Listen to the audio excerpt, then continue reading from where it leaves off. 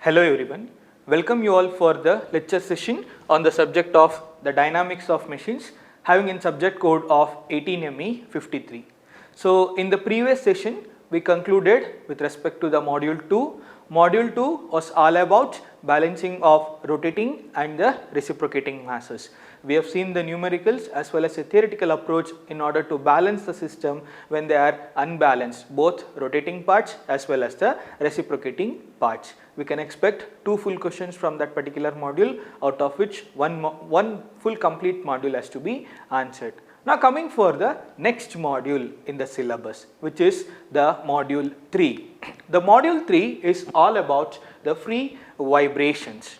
Basically module 3 and module 4 put together comes under a common subject which is called as an mechanical vibration, which is a very important subject for an mechanical engineer. So the entire subject has been clubbed into 2 particular modules and has been adopted under the subject of dynamics of machines in the new scheme. So to begin with this session, so in this today's session I will be covering the topic with respect to the introduction of the mechanical vibration, some of the basic definitions that are very essential for us, and the different types of vibration. We can call some of the different kinds of vibration that we can come across. So what is this vibration, or how do we define this term vibration? Whenever we hear this word vibration, the common phenomenon that is spontaneously reminds our mind is such that the phone gets vibrate. How do we define this term vibration or an vibrate? The very commonly used word which is the vibrate or the vibration. See, any object that has to and fro motion about a mean position, any object which has a to and fro motion about a mean position, we are going to call it as a body said to be in vibrate or vibration. So coming for the introduction, how do we define this vibration? To and fro motion, to and fro motion of a body about an equilibrium position, or you can also call it as the mean position. We can say the body is said to be under vibration. The development of the musical instruments like the drums and the whistles etc. led for the formation of the vibration. The sound is related with respect to the vibration. Even though it was known, but no mathematical model existed unless the Galileo came up with the study by giving a mathematical equation by considering a string, and he also studied with respect to the simple pendulum. From the Galileo to today, we have enormous development under the mechanical vibration. This is not only not restricted with respect to the mechanical system, even for the civil structures, even for the electrical lines, where we can see the effects of the vibration. Sometimes this vibration is the desirable one, and some of the times it is undesirable one. When I can say it is desirable, for example, in the vibratory systems, in the sieving equipments. So here all we can say that even in the musical instruments like for the guitar or for the drums, we are obtaining the noise. So here all we can say that they are the desirable one, but most of the times they will become undesirable one. So the vibration could be both desirable as well as undesirable. Now coming back for the definition with respect to the term of the vibration, the to and fro motion of an object about an equilibrium position, we are going to call it as the vibration. To understand this clearly, the very common phenomenon which is known as the simple pendulum. Most of the studies suggest that vibration is fundamentals from the simple pendulum itself. So let us see how that pendulum works, or what is that vibration is related with respect to the simple pendulum. In order to do this, let us consider a bob or a mass which is attached at the end of the weightless spindle, and that one end of the spindle is fixed. That is, we have a fixed end, we have a spindle carrying a mass Bob or mass M. This spindle weight is neglected here. This spindle weight is neglected and it is fixed at one end and the other end it is carrying the mass. This is my equilibrium position. This is my equilibrium position. Now what I will do is, I will displace this mass by providing some amount of external excitation, or it is displaced from this equilibrium position for an angle of theta. What I have did? I have moved this mass for an angle of theta. What will happen? Some amount of energy will be stored by this particular mass, which is an internal energy that is stored by this particular mass. When I release that mass after giving the initial external excitation, I have displaced the mass from the equilibrium position. I am giving the initial external excitation for the mass. What will happen? It will have some amount of internal energy. That energy will be released and it gets converted into the kinetic energy. It was supposed to travel from here to the equilibrium position, but the amount of kinetic energy is more such that it move opposite to this. So it will travel up to further until the energy gets down. So it has occupied a new position. Again during this it has gained some amount of energy. Again it will come back. Again it will come back for the equilibrium position. It moves further. This happens to and fro about the mean position. So this is, we are going to call it as oscillations if it is with respect to the simple pendulum, vibration if we are considering a body. So the to and fro motion of an object after giving an initial external excitation about a mean equilibrium position, we are going to call it as the vibration. We are going to call it as the vibration. What are the reasons for this particular vibration? What might be the reasons for this particular vibration to occur on any system? One of the reason just now we saw, because of the external excitation that we are providing. So the first reason is external excitation. External excitation that is provided for the system. So the second thing could be the elastic nature of the system itself. The elastic nature of the system itself. See, any body that possesses the mass and elasticity will contribute for the vibration. The mass itself is an inherent property of that particular material, whereas elasticity depends upon the type of application. So the elastic nature of the system itself will causes the vibration in any of the system that we are going to consider. The other major thing is the centrifugal forces.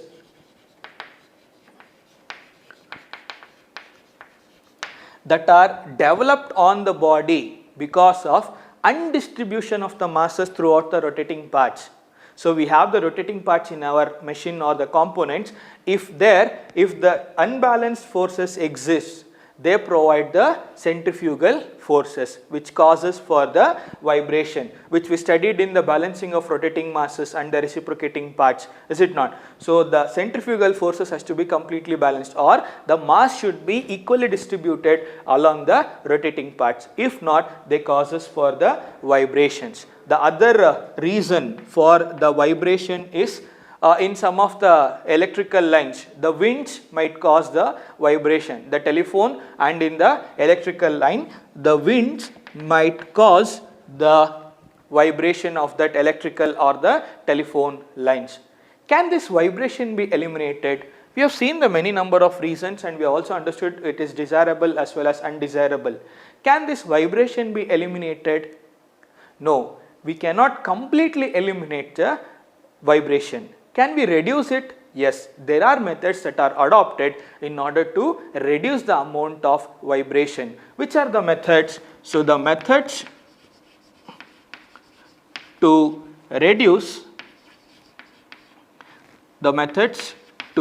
reduce vibration. Which are all the methods that I can apply in order to reduce this particular vibrations? The first thing is I can provide some amount of shock absorbers. This we have seen in our vehicles. See, in order to avoid the effect that is provided by the road surface onto our vehicle, the systems or the vehicles are provided with the shock absorbers. So, this shock absorbers acts as a damper for the resistance that are offered by the road surface. So, one of the reason in order to reduce the vibration is to provide the shock absorbers for the system. The other thing is, if I know the amount of external excitation that are acting on the system, in order to reduce that external excitation. So, removal of external excitation, removal of external excitation. See, if I know that this is the force that is causing the vibration on the system, or if I know the amount of external excitation that is acting on the system, then I can easily say that I can remove that amount of external excitation that is leading for the vibration. So, this is one of the method that can be adopted in order to avoid the vibration in any system. The last thing is, in order to provide vibration isolators. Vibration isolators. For any of the mechanical equipments, a proper foundation has to be provided. That can be provided with the help of an vibration isolators, so that it is going to reduce the effect of vibration, which might lead for the wear, noise and the failure of any component in the case of the mechanical systems. So, this is some of the methods that can be used in order to reduce the vibration. So, this is with respect to the introduction of the vibration. We know that now the to and fro motion of an object about in any equilibrium position, we are going to call it as the vibration. And we also saw some of the reasons that causes for the vibration in any of the system, as well as the methods in order to reduce the vibration. Now, let us see the important definitions that are associated with respect to the vibration. So, the definitions that are associated with respect to the vibration. The first definition is periodic motion. Periodic motion. So, coming for this simple pendulum, I displaced the mass after giving an initial excitation. It come for the equilibrium position, again it moved and it moved to and fro about the mean position, and I am not going to apply the force again and again. So, the motion that repeat itself after certain interval of time, we are going to call it as the periodic motion. So, the motion that repeat itself after certain interval of time,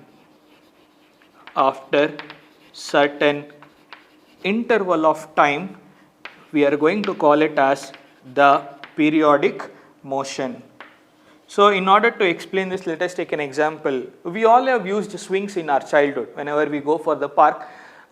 If you recall that the moment, we used to be in the equilibrium position.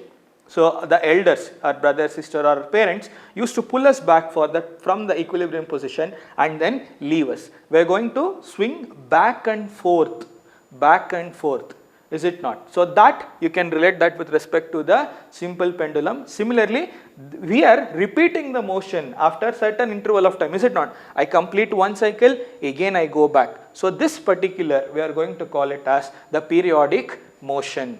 So, the next definition is something called as time period, which is denoted by the term t, small t. The time period is denoted by the term denoted by the small letter t. So, the time taken to complete one complete cycle, we are going to call it as the time period. So, the time that is required in order to complete one cycle, we are going to call it as the time period. What is one cycle? See, initially it was here, it has travelled for this far, and it has come back again for that original position. So this time that it has taken, we are going to call it as time period. We are going to call it as time period. Next we have frequency, which is denoted by small f. So the number of cycles per unit time, we are going to call it as frequency. This frequency is reciprocal of the time period.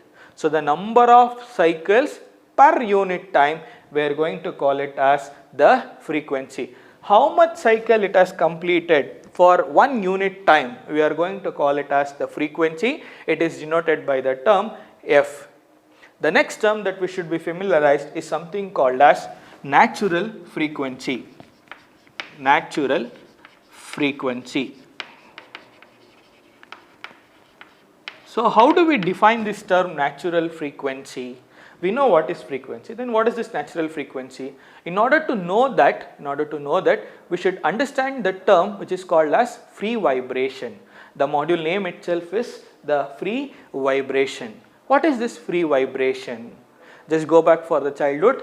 In our swing, imagine only once we are pulled and we are left, we will be under to and fro motion unless there is some amount of resistance that is occurred.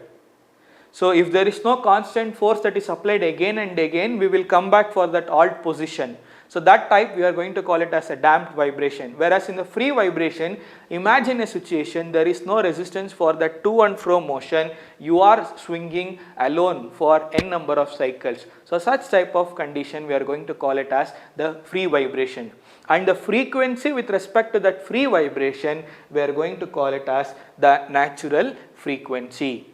So the frequency associated with respect to the free vibration, we are going to call it as the natural frequency. Okay. So this is one of the important term with respect to that. Then next we have something called as amplitude. Amplitude. How do we define this term amplitude? Amplitude is denoted by A. Amplitude is denoted by A. Natural frequency is denoted by omega n. So now amplitude, the maximum displacement that it has occurred for the body or the mass, that is we are going to call it as amplitude. The maximum displacement that the body has undergone, we are going to call it as the amplitude of that particular cycle. Next we have something called as resonance. Next we have something called as resonance. How do you define this term resonance? So before understanding this term resonance, let us take an example. We will go with a classical example, which is tuning of a fork. Whenever we tune a fork, we are going to listen to that particular sound, is it not? So what is happening over there? The frequency of the applied force is becoming equal to that of the frequency that is existing inside the body or itself the body. So when those two matches, the amplitude is higher, which is causing for the resonance.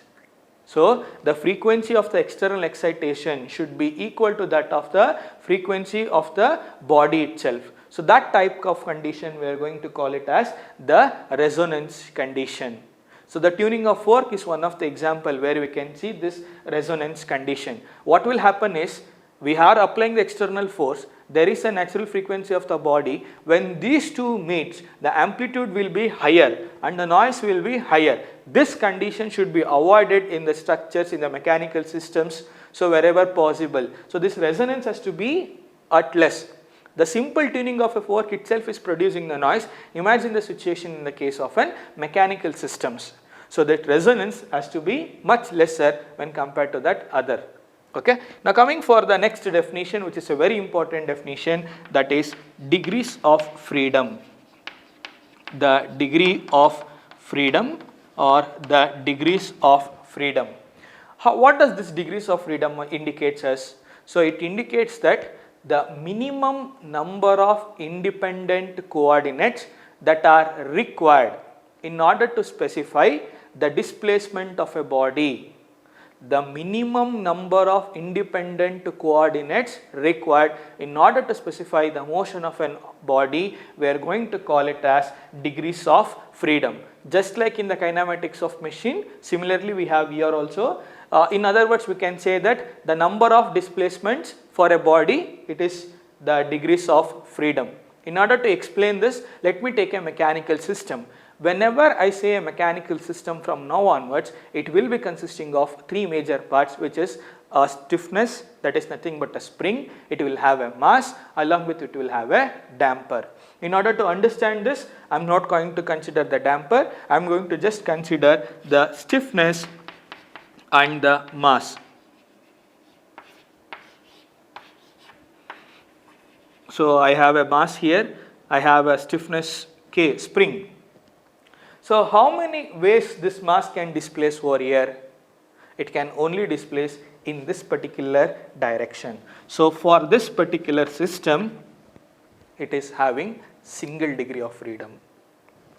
So, I have considered a mass, I have considered a spring which is fixed at one end and the other end it is carrying a mass, and if I make this mass to oscillate, what will happen? It is going to displace only up and below. So, how many displacement that this, how many degrees of freedom this system is having? So, this system is particularly having only 1 degree of freedom. Basically, it can displace in only one direction. Now, let us take another condition where I am going to add another mass for it.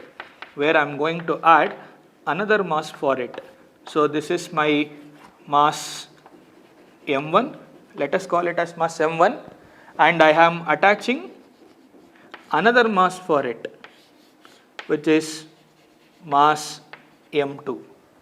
Now, how many degrees of freedom is this for this particular system? So, this particular system, when I look for the mass 1, it has a spring which is fixed at one end and it can displace in up or the downward direction basically. So, I have a displacement with respect to mass 1 as x1. Similarly, this particular mass also can displace up or down. So, this is having a displacement of mass x2. We have used two different springs of having a stiffness K1 and K2, correspondingly M1 and M2. So, the displacement value should be also different, that is x1 and x2. So, this particular system has a degrees of freedom of 2. Similarly, I can add another mass where that system will be having the degrees of freedom to be of 3. The minimum number of independent coordinates that are required in order to specify the displacement of a body, we are going to call it as the degrees of freedom. This particular is an example for single degree of freedom, whereas this particular system is having double degree of freedom or second degree of freedom. Similarly, I can add another mass where it will be having 3 degrees of freedom. You can add masses for that. But what is the maximum number of degrees of freedom I can obtain? I can obtain infinite degrees of system, infinite degrees of freedom. For that, we have two different conditions which are called continuous and discrete system. Continuous and discrete system. What is this continuous and discrete system under mechanical system? If the number of independent coordinates or if the degrees of freedom is known or it is calculated, then we are going to call it as the discrete system. It will have minimum number of coordinates basically. If I know that degrees of freedom, it is called as a discrete system. For example, this is having a single degree of freedom, it is having a double degree of freedom. So, under this type of system, they are going to call it as the discrete system. So, it is having known value of degrees of freedom. If it is infinite, we are going to call it as continuous system. Is there any system that is having infinite degrees of freedom? Yes, we have a simple cantilever beam. The simple cantilever beam will have infinite degrees of freedom. If you change the length, the degrees of freedom keeps on varying. So, this cantilever beam is an example for the continuous system which is having an infinite degrees of freedom. Similarly, the simply supported beam is another example for the continuous system or for an infinite degrees of freedom. So these are all the different definitions that we should be familiarized with. Which are all the definitions? The time period, the periodic motion, the frequency, the resonance, the degrees of freedom. So these are all the some of the important terms that are associated with respect to the vibration. Now let us move on and see what are the different kinds of vibration or different types of vibration. Now coming for the types of vibrations or some of the kind of vibration. The first category is free and forced vibration. Free and forced vibration. What is this free and forced vibration? So that module name itself is free vibration. Then we should know the definition of a free vibration. Similarly, what is this forced vibration? So let us come for this particular example of a simple pendulum. This mass was initially displaced by providing some amount of external excitation for some amount of force is applied. And imagine a condition where there is no resistance that is offered by the air particles. So what will happen? This will be in continuous vibration. This will be under continuous vibration. It is not going to stop. To and fro motion will be continuous. So such type of vibration we are not going to call it as the free vibration. The example is this simple pendulum itself. What is this forced vibration? At each and every cycle, whenever this mass come back, you are going to apply the external excitation. So for each and every cycle, if I keep on applying the external excitation, then we are going to call it as the forced vibration. One good example for the forced vibration is the electric bell. Whenever you press the bell, you are going to hear the sound. If you want to hear continuously, you are supposed to press it again and again. So that is the forced vibration. The difference between the free and the forced vibration. Here only one time we are going to give the initial displacement and then it is free to oscillate or it is free to move. Whereas here at each and every cycle we are supposed to apply some amount of force. So this is free and forced vibration, the first type. The second category is something called as damped and undamped vibration. The second category is damped and undamped vibration. So whenever the body is under to and fro motion, if you are going to provide some amount of resistance for its motion in order to cut down the movement, that we are going to call it as the damping, where the excess of heat will be released in the form of a friction or it avoids the movement or the motion of that particular body. So the resistance offered for the motion of a body with the help of a friction, we are going to call it as the damped vibration or damping. What is undamped? Undamped is we are not going to provide any resistance for its motion. It is free to oscillate on its own. So such type we are going to call it as undamped vibration. The damped vibration example is a shock absorber that we are going to provide in the vehicles. So this undamped vibration, we are not going to disturb the system. It is free to oscillate on its own. So there is no resistance offered. So such type we are going to call it as undamped vibration. The next we have the linear and non-linear vibration. Linear and non-linear vibration. What is this linear and non-linear vibration? So as I said, mechanical system will consist of a spring, mass and a damper. If the displacement happens linearly, in the mechanical system, then we are going to call those system as the linear vibration. If it is in not linear way, the example for the linear vibration is a spring mass system itself. If it is not happening linearly, then we are going to call it as non-linear vibration. An example for this is the earthquake. Will the earthquake happens linearly? No. Whereas the mechanical system can vibrate linearly but not the earthquake. So this is the difference between the linear and the non-linear vibration. If the spring mass system or basically the system vibrates linearly, we are going to call it as the linear vibration. If it is of random in nature, we are going to call it as non-linear vibration. The next is the deterministic and random vibration. Deterministic and random vibration. What is this deterministic and random vibration? If I know the amount of external excitation that is applied onto the body, then I am going to call the type of vibration as the deterministic vibration. I know the amount of external excitation that is occurring on the body. So such type we are going to call it as the deterministic vibration. Whereas the random vibration, I am not going to have any idea about the magnitude of the external excitation that is occurring on the system. So such type we are going to call it as the random vibration. Coming for the last kind of a vibration, which is the longitudinal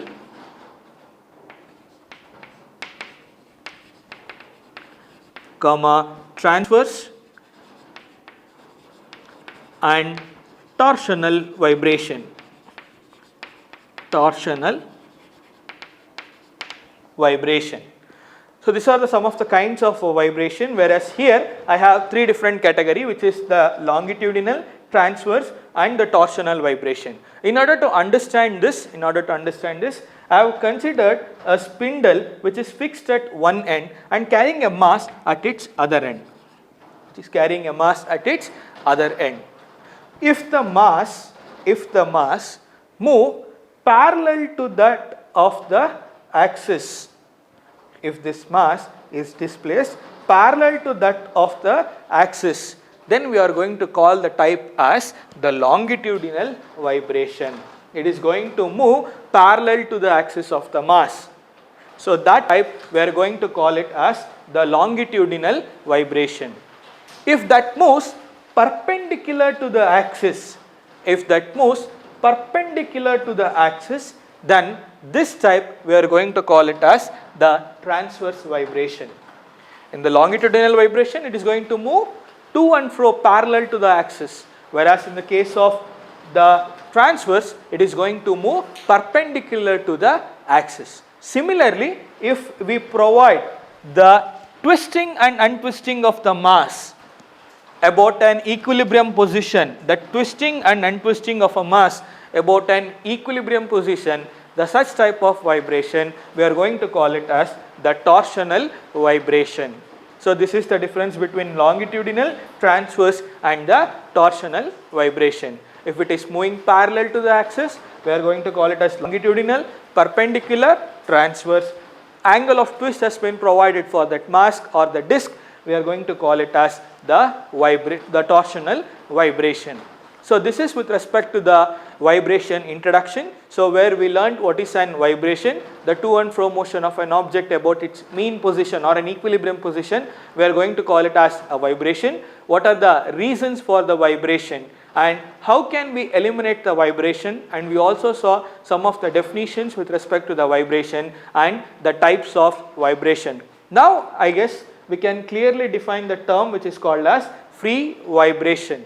The body is free to move on its own after the initial excitation is applied. Such type of vibration we are going to call it as free vibration. If it is an undamped free vibration, it is clearly understood that no amount of damping is provided and it is free vibration. The next chapter is all about forced vibration and damped. So forced is at each and every intervals I am going to apply the force, whereas in the case of damped I am going to offer the resistance for the motion. So this particular module is all about undamped free vibrations. Okay, so this is all about today's session. Thank you.